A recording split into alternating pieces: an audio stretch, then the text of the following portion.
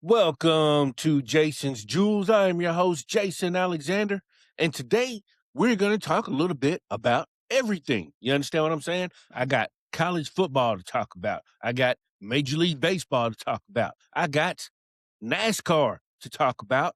We're going to talk some NFL, of course. I mean, how can you not talk about the NFL at this point? We're going to have a little bit of NBA and college basketball sprinkled in as well to end the broadcast, but right off the bat, it is January 19th. It is MLK Day. I'm recording live and direct on this Monday morning to get this week started off. And to kick this episode off, we are going to talk college football. Yes, ladies and gentlemen, the college football playoff championship game is tonight, and we have the Miami Hurricanes taking on the Indiana Hoosiers. And if I'm going to be honest, I'm kind of surprised that we're not hearing more about this game. And maybe it's because there's been so much going on. I mean, when you look at sports in this last week, there has been a ton of stuff going on. So I get why the hype is a little bit low, but is the hype a little bit low for a different reason? You understand what I'm saying? Are you seeing what I'm getting at? You see, ladies and gentlemen, there are a lot of old school people who just won't let it go that college football is not the same as it was in 1993. You understand what I'm saying? Folks are a little perturbed that players are getting paid the way they're getting paid. Folks are a little perturbed that players are moving around with the freedom to move around as citizens of the United States of America. Because of that, is that part of the reason why we're not hearing about this championship game like we should be? Or is it because the shit is so spread out that nobody just cares anymore? And see, we knew that was going to be a problem with the playoffs. And truthfully, something else has kind of sparked on my brain. When the playoffs started, these teams had 25 days off. Is that too much? Is that too long? Are we waiting too long to get these games underway? And if so, why are we doing so? I mean, at the end of the day, the answer is probably money. But at the same time, if folks are going to be complaining about the college football playoffs, maybe they need to look into starting these things a little bit earlier. You know, by my count, teams who have had a bye, which since the bye process began in college football playoffs last year, those teams are 1-7 in the college football playoffs. So that means these teams are staying out even longer than the other teams. And when they get to play, they lose. So maybe that's something the college football committee can look into. Maybe that's something that they can discuss and figure out if that's something that might need to be looked at in the future as far as improving efficiency. But at the same time, folks, the college football playoffs are working the way they intended to work. The Miami Hurricanes, they barely squeaked into the playoffs. You understand what I'm saying? They were the 10 seed in the playoffs. They were one of the last teams in the playoffs. They edged out Notre Dame to make the playoffs. And here the Miami Hurricanes are in the championship game. With that being said, I think the college football playoffs have been a success. Now, and I say that because I'm not one who cares about the transfer portal. If you've watched any of my previous episodes, you know how I feel about the transfer portal and that I am a huge fan of the transfer portal. Now, saying this at the same time, if they put some limits on it, put some safeguards on it, make it a little bit more efficient, I wouldn't have an issue with that. Just don't take it away. If you want to say a dude can't transfer more than twice in his college football career, I'm good with that. Just don't take it away. If you want to say a dude can only transfer once, I'm good with that. Just don't take it away. If you got to put limits on it to make it work the way you feel it should work, then by all means, do that. But do not take away the transfer portal. Do not restrict these guys' ability to move and go to places that they want to go to and places that they want to play at. Because just because it's college football doesn't mean we turn these dudes into slaves, indentured servants, or whatever you want to call them, because there's too much money in college football for it not to be spread to the players and for the players to have to be stuck in a situation they don't want to be in. There's simply too much money. You're not going to be stuck in a situation you don't want to be in. So why should they be stuck in a situation they don't want to be in just because they play a sport? Their entertainment, I said that wrong. Your entertainment is not based on their ability to live, period. So if you're one of those folks walking around saying, I don't like college football because I don't like how they let them transfer, or I don't like how they let them get paid now, I bet you wouldn't work your job if you couldn't get paid for it now, would you? Seriously, think about that. Imagine your company making billions and billions of dollars upon billions of dollars of money. Imagine they're making all that money and they don't give you none and say, oh, by the way, you can't go work for nobody else. Yeah, I don't think you like that shit all too much. So you shouldn't be putting that shit on the college football players. If you think that way, reevaluate the way you think, period. Now, on to the game. Now, anybody who's watched my shows know that I claim I am a college football casual. And I literally wait till the playoffs start so I can see who's going to be good, who's going to make the playoffs, and who's going to have a chance to win, because that's what interests me. You know, I can't get up about a football game on October 23rd when at the end of the day, both of those teams might not even make the playoffs. And if they don't make the playoffs, why I care about what they do on October 23rd? Holler at your boy in December, and I'll catch up and I'll watch up then. Until then, I will happily be a college football casual. And that's what I am. So I can't sit here and drop all kinds of jewels on who's going to do what on the game tonight because I don't know. I will be tuned in. I will be watching. I do think 8.5 points is a lot of points in the championship game. And this is not me discrediting Indiana. This is not me saying Indiana won't win by that much. This is not me saying that Indiana is not good enough to defeat Miami by that much. I'm just saying it's a lot of points, man. It's a lot of points. In Miami, they made it here for a reason.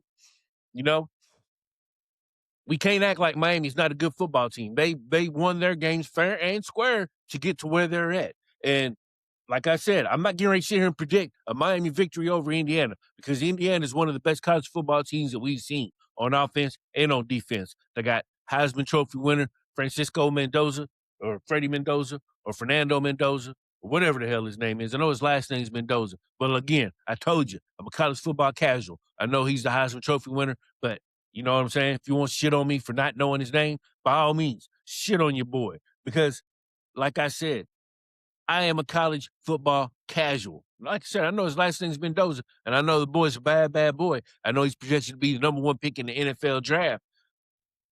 Doesn't mean he's going to win tonight. So we're going to see what happens. We're going to see how it plays out. We're going to see what's going on.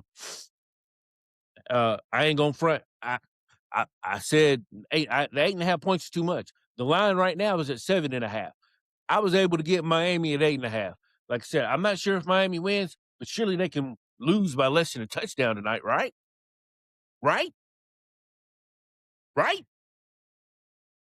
I don't know. I guess we'll see. But anyway, before I get off college football, I want to touch on something else again about college football, about college sports that has been going on for a while. I've seen a lot of people upset that Carson Beck stated the other day, and Carson Beck is a quarterback for Miami. Yeah, I do know his name because, well, it's Miami Hurricanes, and Carson Beck's only been playing college football for 6, 7, 8 years now. I mean, we know who he is. And like I said, there's some folks that get highly pissed off about the fact that Carson Beck's been playing football for as long as he has. Some folks got upset at Carson Beck saying he didn't have class the other day. And they said, college football is cooked. The players aren't even going to class. Listen, folks, listen. Back in the early 2000s when USC was running through folks, granted they only got one title out of it, but when they were running through folks in college football, Matt Leinart was taking one class of ballroom dancing his final year of college football. So listen, I want to hear you crying about Carson Beck and the fact that he ain't got no classes, the fact that he ain't going to school, but still playing college football if you wasn't talking that same shit when Matt Leinart was taking ballroom dancing. Because last time I looked, Matt Leinart ain't no ballroom dancer. Last time I looked, the man had a podcast just like I did with my boy Turtle, salute Turtle, Jerry Ferrera, with my boy Turtle. Last I checked, that's what Matt Leinart was doing. Now, maybe he should have took a podcast class or a media training class or something to that effect. But the fact of the matter is, the man was taking ballroom dancing when he was out playing for national championships. So if you're going to complain about Carson Beck and the fact that he finished his schooling and graduated from college already and is still playing college sports, I expect you to keep that same energy for Matt Leinart. Truthfully, that is the theme of today's show. Keep that energy. You understand what I'm saying? And we'll get to why that's the theme of the show later on. Matter of fact, that's going to be the name of this episode of the show. Keep that same energy, because that's what I need folks to do in the year of our Lord, 2026. Keep that same energy. Now, again, I ain't got much else left to say about college football other than, again, like I said, I will be watching. Shout out to Carson Beck. Shout out to Mendoza for winning the Heisman Trophy. Shout out to Indiana and Kurt Signetti for being one of the best football teams that we've seen in quite some time. Again, I low-key expect Miami to win this game tonight because, again, like I said, they have been a machine executing on offense. They have been a machine executing on defense. They are well seasoned. We can't front on that. And folks got to quit saying it like it's a bad thing. They're well seasoned. You know who else is well seasoned? The Miami Hurricanes. So when you look at the Indiana roster, the average age of the starters on Indiana right now, according to Reddit user perfect currency _749. Again, according to Reddit user perfect currency _749, the average age of Indiana starters is 21.95 years of age. The average age of Miami starters is 22.18 years of age. So what does that tell you? What does that tell me? It tells me that likely going forward, college football teams will be a lot older than what we're accustomed to. And there's nothing wrong with that, ladies and gentlemen. There's nothing wrong with that, folks. College football, college sports is a product that we consume on a daily basis. And when we consume it on a daily basis, it it boosts, it creates a revenue stream for a lot of colleges, a lot of universities, a lot of corporations, a lot of organizations, NCAA. The point I'm trying to make is that everybody's making a lot of money off of these people's backs. And at the end of the day, these players are still getting a fraction of their worth, but they're getting something and they're getting part of what they're worth. And to me, that's the most important thing. So again, if you're going to complain about something, complain about capitalism. Don't complain about these dudes who are taking advantage of the opportunities that are put in front of them to make money, to take care of their families because they have talent. Nothing wrong with that at all. But again, Miami, Indiana, college football championship game tonight, 7:30. Pretty sure it's on ESPN. Not sure. Ain't nobody paying me to advertise. So, good luck. You got to find it on your own.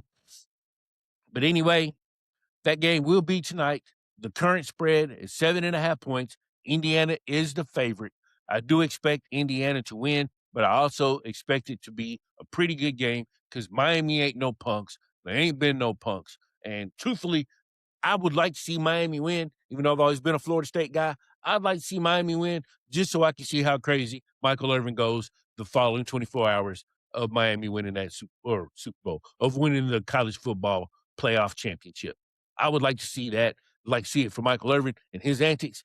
And I'd also like to see it because I got Miami at +8.5 on FanDuel. So let's see what happens, ladies and gentlemen. Let's see what happens with that.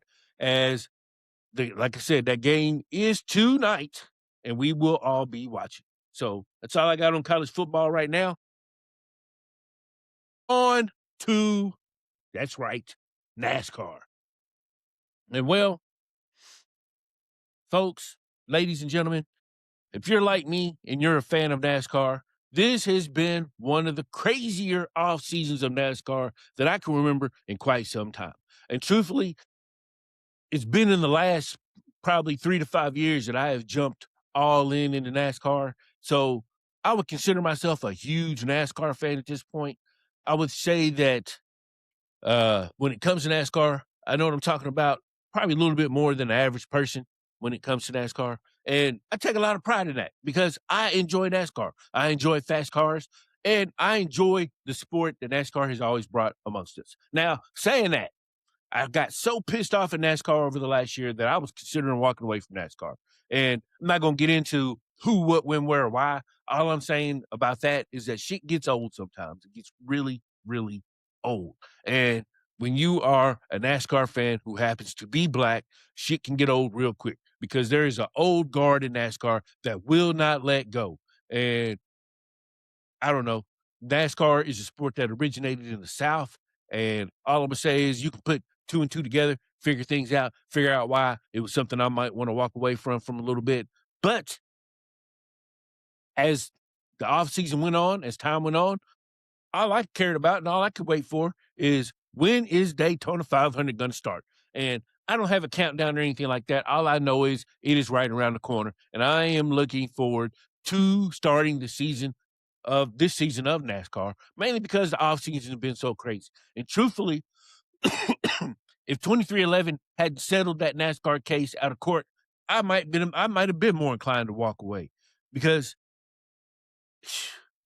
2311 really, and front row for that matter, 2311 and front row, they both needed to emerge victorious out of that case the best way they possibly could. And in my mind, I see a settlement, an out of court settlement, as a victory for 2311 and for front row motorsports.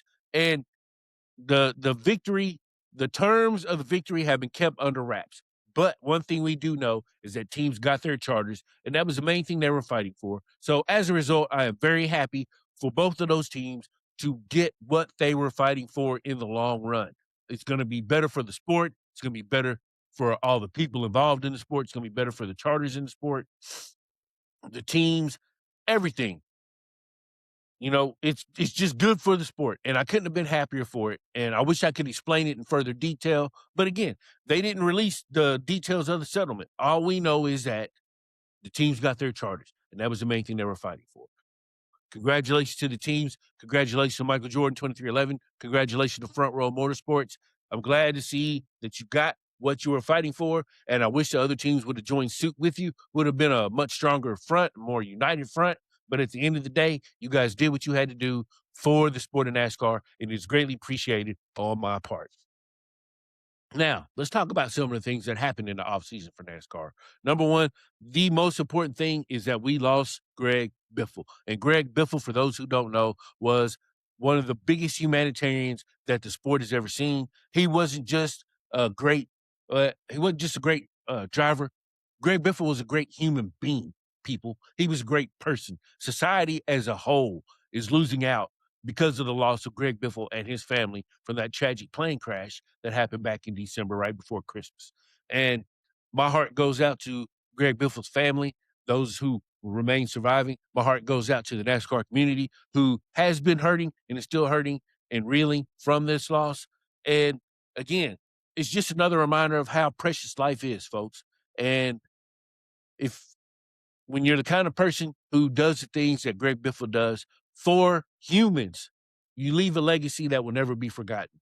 You know, one thing about Greg Biffle, I couldn't tell you the last race he won, but I can tell you the last good thing that he did for human beings on this planet. And to me, that's more important than any race. So, Greg Biffle, may you and your family rest in peace. And again, my heart goes out to Greg Biffle, his family, and the NASCAR community for that loss. Another thing that has happened in the NASCAR community in the offseason, Denny Hamlin. Whew, man, when I say my heart goes out to Denny Hamlin, my heart goes out to Denny Hamlin. Now, there are a lot of people who don't like Denny Hamlin. I'm not sure how they feel about that. I'm sure even those people feel sorry for Denny Hamlin and everything that he's gone through in this offseason. Man, lost championship at the very end of the race in Phoenix. And that was a heartbreaker for Denny Hamlin and his fans. The man lost his father in a tragic house fire, a house fire that his mother is still recovering from to this day, last I heard. I haven't got any recent updates on that. So if I'm wrong, please, by all means, do not jump down my throat and I kindly ask you to correct me on that. But again, last I'd heard was his mother was still recovering in the burn unit at the hospital. But it doesn't take away what this man has lost. And this man lost his father. And this man was doing everything he could to win a championship that his father could see before he passed away because his father was not in good health. And I hate the loss for Denny Hamlin and his family, much like the Greg Biffle situation. My heart goes out to Denny Hamlin, Denny Hamlin's fans, Denny Hamlin's family. I'm just at a loss of words, and I hope that his mother makes a quick recovery and is able to return to the track to watch her son race at some point in the near future. More things that happened in the offseason. Steve Phelps has resigned as president of NASCAR, and that's something he probably should have done once his text messages were leaked to the public as a result of this court case. You know, I'm not a big Richard Childress guy. I'm not going to sit here and act like I am. And I think that's for obvious reasons. I'm not going to get into that. Not going to get into why. There's really no point in that. But yeah, I can't be the president of NASCAR talking shit about the owners of NASCAR in text messages that get exposed to the public. If you're going to do that, you're going to have to do that in a smarter way. And Steve Phelps got caught. And as a result, Steve Phelps has given up his position as president of NASCAR, which he probably should have done because he insulted not only Richard Childress, but a large portion of the fan base. And again, that's just not something that can be done if you're going to call yourself the president of a sports body. Now, I feel like I'm missing something that happened in the offseason, but it's going to be what it's going to be. Another thing that happened in the offseason is the championship, the way that NASCAR is going to produce champions has changed once again. And NASCAR has scrapped the playoff format. They have scrapped the elimination format, and they have gone back to the chase for the cup. And me, myself, I honestly don't care. Whatever. Well, I say I don't care, and I'll get into a little bit about I don't care, but I do care maybe a little bit, and I'll get into that in just a second.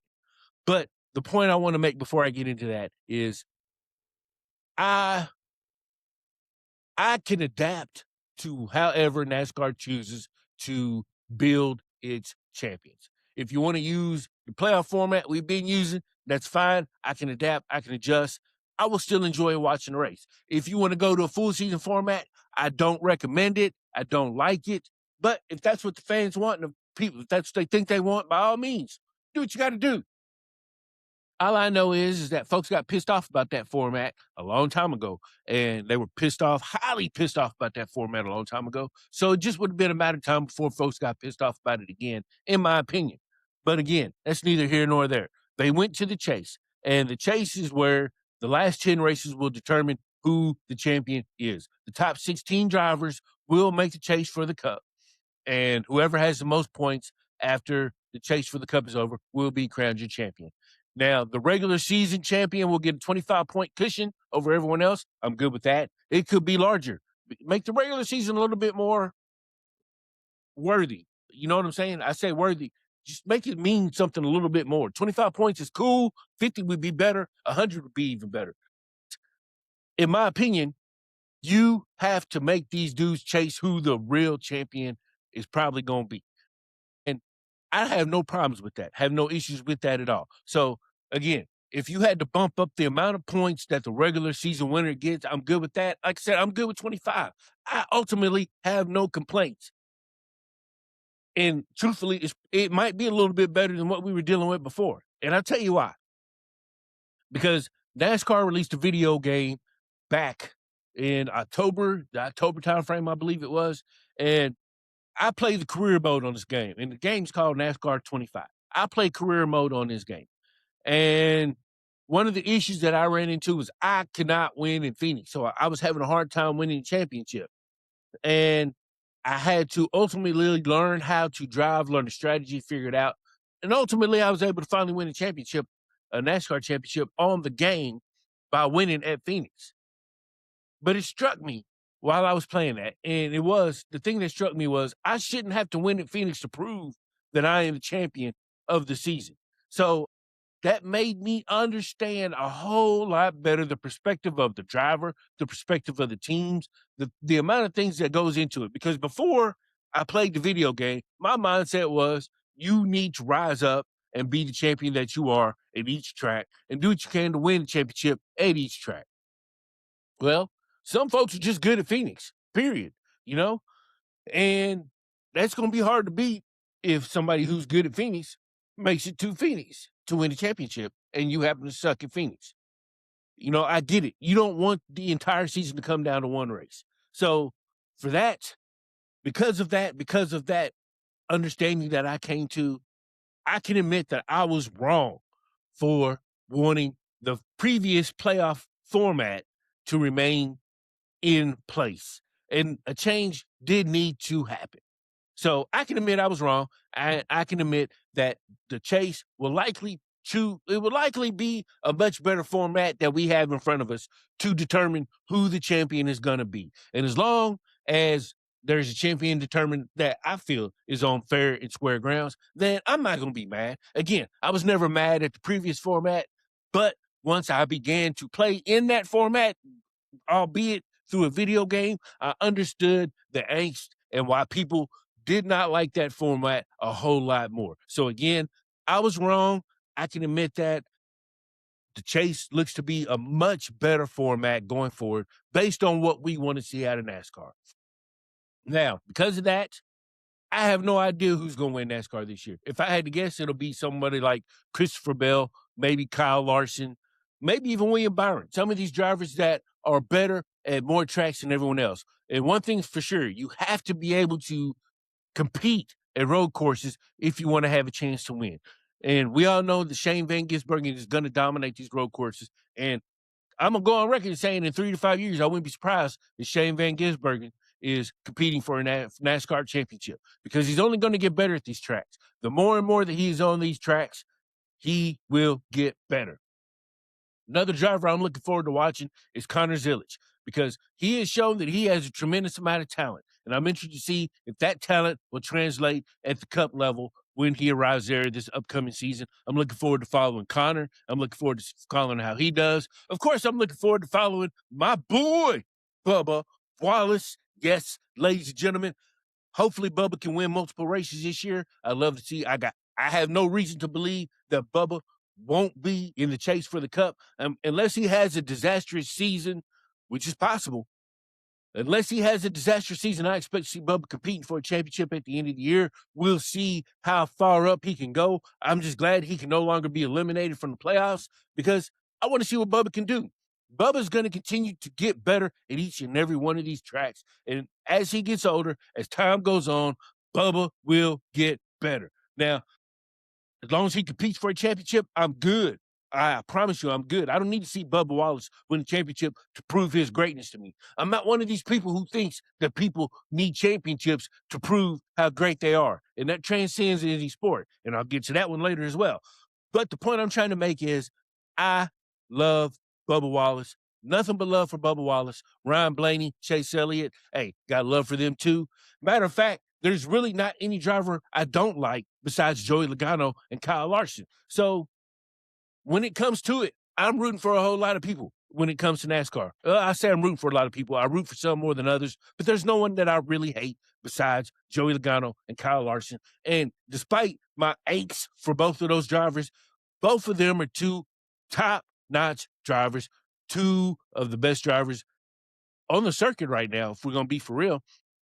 And while I have beef with them, I just don't want to see them win. But I'm not, like I said, I'm not going to sit here and not act like they're not good at what they do.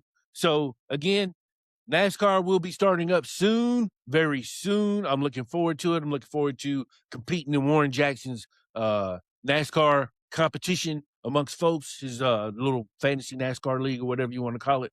Definitely looking forward to that. So again, NASCAR season right around the corner, and I, for one, am a lot more excited today than I was 2 months ago. And I'm grateful for that because I have always enjoyed NASCAR.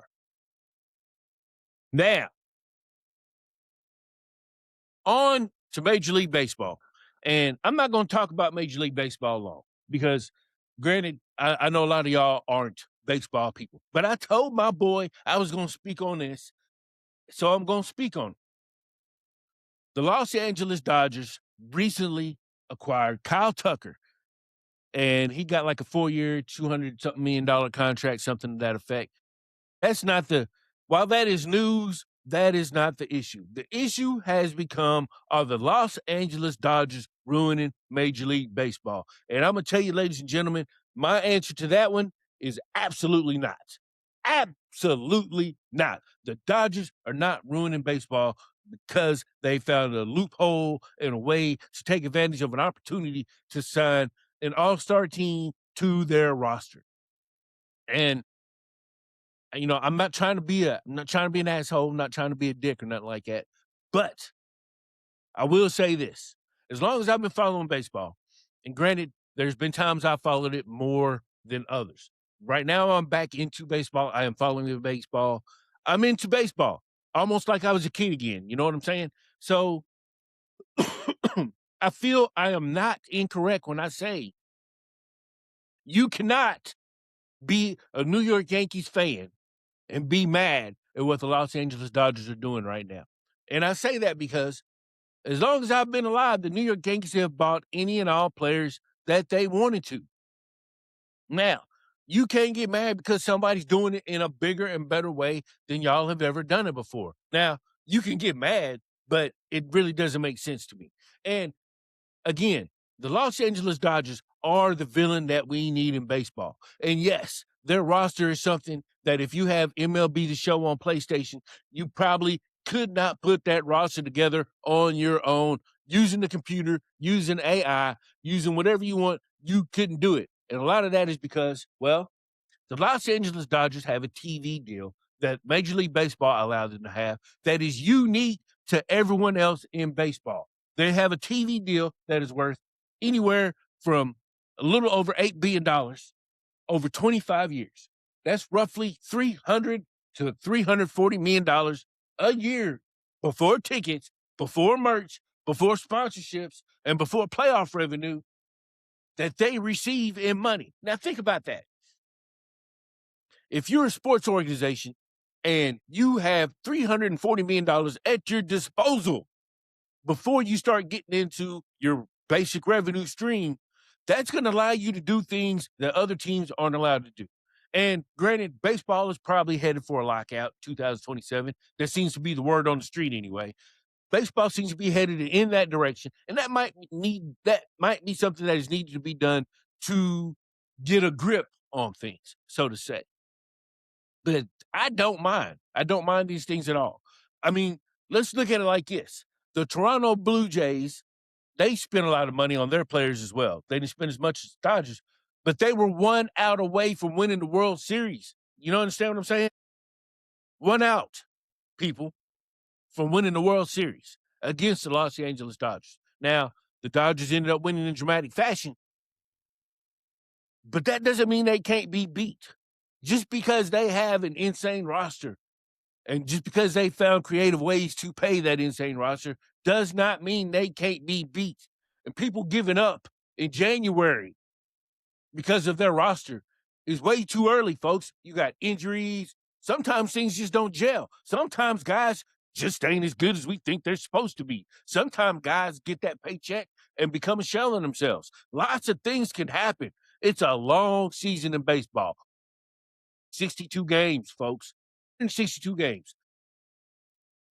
Before folks want to cry and moan and bitch about what the Los Angeles Dodgers are doing to baseball and in baseball, take a deep breath, relax. The favorite doesn't always win. Yes, the Dodgers have won the last 2 World Series. Yes, the Dodgers are insanely talented at every single position, and they have a pitching roster and a bullpen that is just absolutely sick. Sick. But that doesn't mean they are going to win, folks. Doesn't mean they're going to win. So all I'm going to say about that is relax, calm down. Yes, what the Dodgers are doing is a loophole. Yes, it's probably going to create a lockout. You know, I was saying things last week when this went down that the other teams can do the same thing. And they might not be able to do the exact same thing as the Dodgers because of that Dodgers TV contract. That TV contract is very, very important in the grand scheme of things with what allowing the Dodgers to do the things that they have been able to do. But you're not going to get me to feel sorry for any of these billionaire owners. You know, you're not going to get me to feel sorry for a team because they're a small market team. You can sell that team to somebody who's got more money. You can sell that team to a conglomerate that can figure out ways to do things that the Dodgers are doing. Or you can do what you got to do. You trying to tell me these dudes that got billions of dollars and are worth billions of dollars can't get extra money? You trying to tell me they ain't got access to more money and more power to get what they want to get to do the exact same thing the Dodgers are doing? You want to tell me a dude who's only worth $2 billion? The Dodgers are worth $35 billion. You want to tell me I'm supposed to feel sorry for a dude who's got billions of dollars who won't make his team better? That's what you want from me? Wrong. That ain't gonna happen. I am not getting ready to feel sorry for no billionaire owners in any sport Spend your money. Spend your money. And you can call it a stupid take. You can call it idiotic take. You can call it whatever kind of take you want to call it. Period, point blank. I ain't feeling sorry for no billionaire whose baseball team ain't no good because he can't figure out how to spend money in a proper way to make his team better. That's your own fault, son. That's all I got to say about that. We will see what happens when the Major League Baseball season starts. All I know is I'm a Toronto Blue Jays fan. I'm rooting for Vladimir Guerrero to get that ring. I'm rooting for Vladimir Guerrero to lead his team to the promised land. And the Toronto Blue Jays have been spending money. They got one of the top 5 payrolls in baseball as well. And if that's what you got to do to compete, then do it. Quit crying and go do it. Period. Tired of y'all billionaires out here crying, acting like y'all ain't got nothing. Shit don't make no sense. Bunch of babies. Speaking of babies, man, have y'all seen the Josh Allen brigade going crazy? You talk about folks that are just, woo! These folks, these Josh Allen fans, listen, Josh Allen fans, this is for you. This is for you. Your boy is an insane quarterback. Insane quarterback. Josh Allen is by far one of the best quarterbacks in the NFL today. And I feel that needs to be said because I think people look at one game and use that one game to criticize that quarterback for the remainder of his career.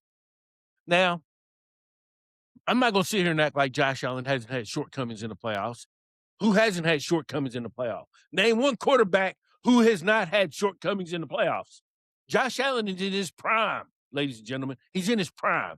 And this is not going to be the only opportunity for Josh Allen to make it to the Super Bowl. Now, granted, he had a good opportunity this year. There was no Lamar Jackson, no Patrick Mahomes, no Joe Burrow. You know, those 3 quarterbacks are the quarterbacks that everybody, including Josh Allen, those are your top 4 quarterbacks in the NFL, period, point blank. Josh Allen, Patrick Mahomes, Lamar Jackson, Joe Burrow. When it comes to talent, generational talent, ability on the field, when it comes to everything that we want to see in quarterback, those are your top 4 quarterbacks. Put them in any order. I really don't give a shit. I have my own order. You have your own order. But those are your top 4 quarterbacks. And I don't think that can be debated.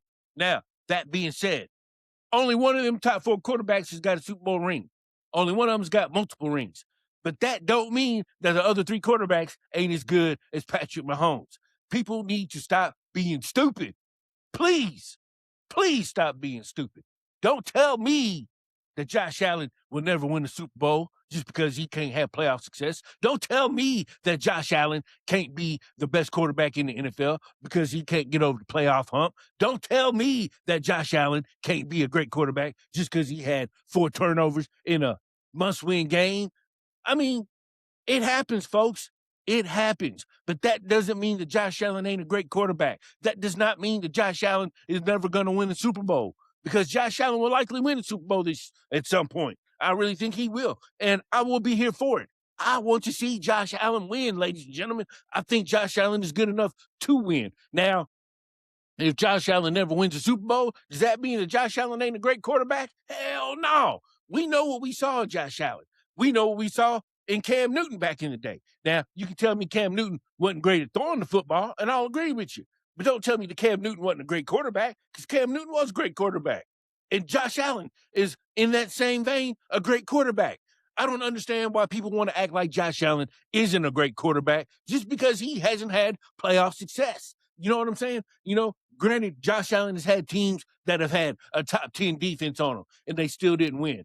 That's not on Josh Allen. Just because Josh Allen's had a top 10 offense on teams before doesn't mean that Josh Allen is the reason to blame. It doesn't mean that Josh Allen sucks. It's just the way that things go sometimes. You understand what I'm saying? Football is a team sport. There's 11 guys on the field for a team at any given time. So there are a lot of factors and variables that go into Josh Allen's ability to achieve success in the postseason. And we got to quit acting like just because Josh Allen hasn't achieved that success in the postseason, that he ain't a good quarterback. We got to quit acting like just because Josh Allen doesn't have full-time, full-blown playoff success that he's never going to do it. That doesn't make any sense. It doesn't make any sense to me at all. So again, to the Josh Allen folks out there, look, folks, keep your heads up. Next year's a new year. The Bills, they will rebuild, and they'll figure things out, and they will get things going in the proper direction when it comes to Josh Allen. There's no reason for any of us to never believe that. So if you're one of these folks walking around saying that Josh Allen is never going to win a Super Bowl or Josh Allen is never going to have playoff success, all I can say is you must be young, because Peyton Manning, he never had true success in the playoffs. That man was 9-8 before he won the Super Bowl in the playoffs. 9-8 in playoffs, folks. You understand what I'm saying? Have some patience. And Josh Allen is still in his prime. He is still in his prime. He is going to continue to get better as a quarterback. And we have not seen the last of Josh Allen. So for all the Josh Allen haters out there, all I'm going to say is y'all can suck it, because Josh Allen will emerge from the flames one day to become a Super Bowl winner, period. Mark my words. And if I'm wrong, I'm just going to say I'm wrong, period. But I believe in Josh Allen. I believe that Josh Allen has all the tools it takes to win. I believe Josh Allen is a winner. And maybe it ain't Josh Allen's fault. Maybe he needs a new coach. You understand what I'm saying? Maybe there's some things that Buffalo needs to work on as a team to help get Josh Allen to where he's going to get. You know what I'm saying? There's been folks that say that he doesn't have the receivers. Well, we know he's got a top 5 running back, and granted, that is something that he needs to keep, something that he needs to have. The Bills need to make sure they hold on to James Cook, because James Cook has proven to be a valuable piece. Maybe they need to get Josh Allen some better receivers. You know what I'm saying? Or maybe they just need to shore some things up, and maybe Josh Allen just needs to step his game up a little bit more in the playoffs. Who knows? The only point I'm trying to make is don't become all extreme, acting like Josh Allen can't win in the playoffs just because he hasn't had sustained success in the playoffs before. That's all I'm saying. The man is in his prime. He's still got time, folks. He's still got time. And he's one of the toughest players we've seen in all of NFL. So, again, let me be clear. Josh Allen will see success one day, and I will be here to see Josh Allen have that success one day. And that's all I got to say about that. Now, the NFL playoffs. Has there been a better patch of games, I should say, for the NFL playoffs that we've had so far? No, let's take a look at what the NFL playoffs have brought us so far. Because we have had some games, folks, some games. And let's just rehash them real quick. The Josh Allen hate has got to stop, folks. It's got to stop, period. You know what I'm saying? Whatever happened to just enjoying watching dudes be good at football and be good at playing football? Why can't we do that anymore? Why does everything have to be an absolute? Why does everything have to be an extreme? I don't get it, and I never will get it. You know, just sit back, watch, and enjoy what we got. Some good things are taking place in the NFL, folks. Good things are taking place. And again, all I got to say is, like I said before, I hate to keep harping on it, but like I said, Josh Allen is a winner, and Josh Allen will win one day. Folks just need to have a little bit more patience and relax a little bit. You understand what I'm saying? Because we all know Josh Allen is Josh Allen. He's that good, folks. So just relax. Just relax. It's gonna be okay. But anyway, Rams and Panthers, Bears and Packers, all great games. Bills and Jaguars, insane game. All that was a wild card weekend. The divisional round, which wrapped up this weekend. Now, I don't know about y'all, but I think Seahawks look better than anybody else. So since they look better than anybody else right now, of course, that means they probably won't win the Super Bowl. You never know how it goes. Might be New England. Probably won't be Denver since they lost their quarterback. But you just never know, folks. You just never know. And that's why they play the games. But Patriots, Texans, that wasn't that great of a game. Texans, C.J. Stroud, goodness gracious. You know, it's funny because quarterbacks will have a game like C.J. Stroud, and folks will be like, well, it's time to move on from C.J. C.J. is like 23, 24, maybe 25, something like that. It's not time to move on from C.J., folks. C.J. just needs to chalk this up to a learning experience and work on getting better. CJ Stroud has proven he can be a good quarterback, and I have no reason to believe that he won't be a good quarterback. Just quit expecting dudes to win the Super Bowl multiple times by the time they're 25. That's not reality. It's never happened in the past. It's not going to happen in the future. It's not going to happen now. You can't have a dude like Patrick Mahomes who has 3 Super Bowl wins before he turns 28 and be like, why everybody else got 3 wins? Because Patrick Mahomes won them all. It's like, come on, folks, have some common sense. But anyway, the conference championships will have the Patriots versus the Broncos and the Rams versus the Seahawks. Now, I'm of the belief that whoever wins between the Rams and the Seahawks will win the Super Bowl. That's just my personal belief. I think those have been the 2 best teams in the playoffs so far. And I think that when it comes to the Patriots and the Broncos, again, they have lost Bo Nix, who broke his ankle on the second to last play of overtime against the Bills the other day. So he will not be playing going forward. The Broncos still have a great defense, but their offense has always been a little shaky. And I feel like their team has been carried by their defense most of the year. Bo Nix has done some great things, but Bo Nix is not going to be on that field. We're getting Jared Stidham. So because of that, I think the Patriots are going to defeat the Broncos and head on to the Super Bowl. But I just don't know if the Patriots are going to have enough for the Rams or the Seahawks when it all comes down to it.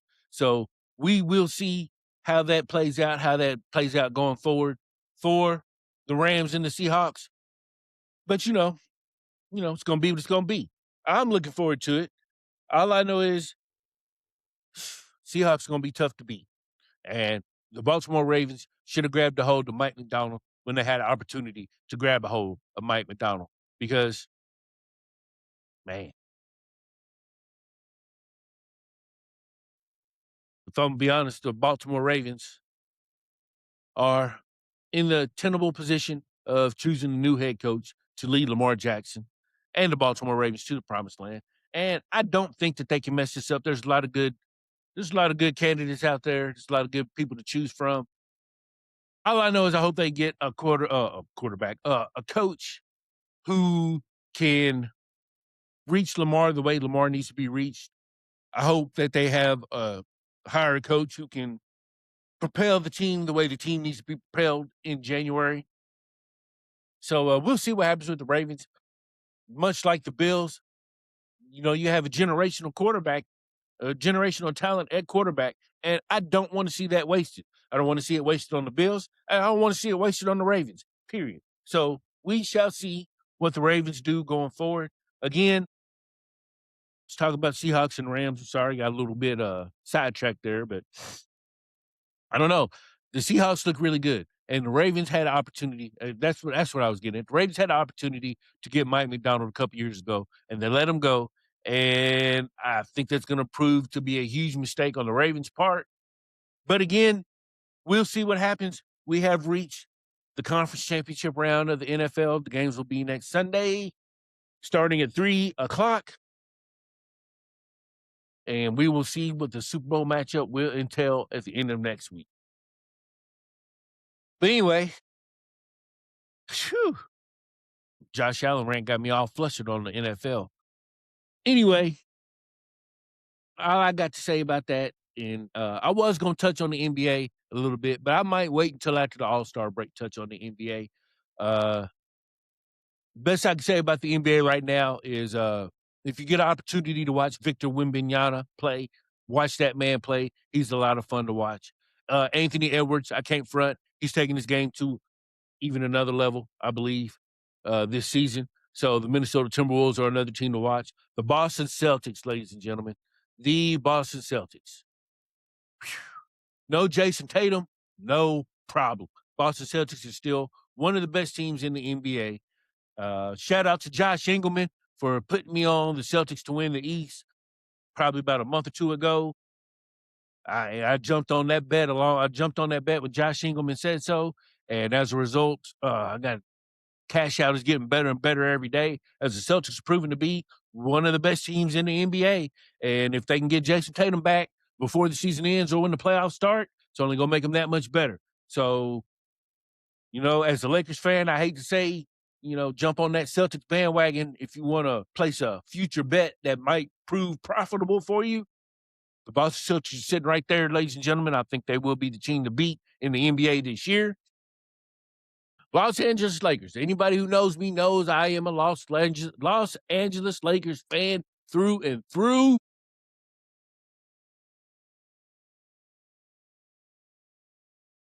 Yeah. Yeah. That's all I got to say about that. Anyway,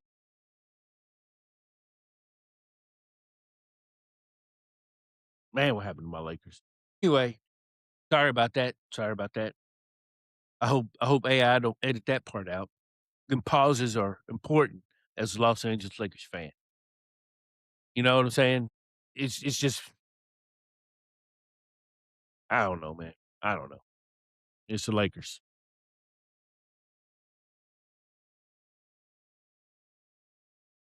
But anyway, I was gonna touch on college basketball a little bit before we got out of here, but much like college football, I am a college basketball casual. I watch my Dukies from time to time, see how they do. Been checking in on UK. Hey, this last week for UK, they had two come from behind victories.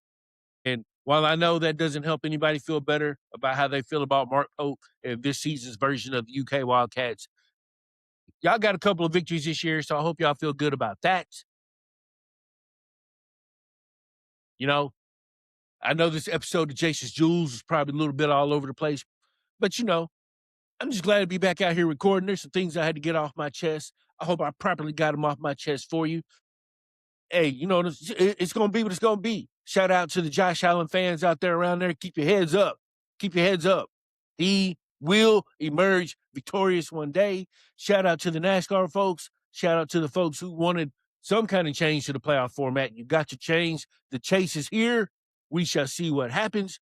Shout out to Major League Baseball. Hey, the Dodgers are the Thanos of Major League Baseball, and I am here for it. And again, we got Miami, Indiana, 2 nights. Be sure to tune in. We'll see what happens. I'd like to see Miami emerge victorious, or again, as y'all know, at the very least, cover that 8.5 point spread, which is now 7.5. But anyway, I am your host, Jason's Jules. This is Jason's Jules signing off. Till next time, folks. Peace.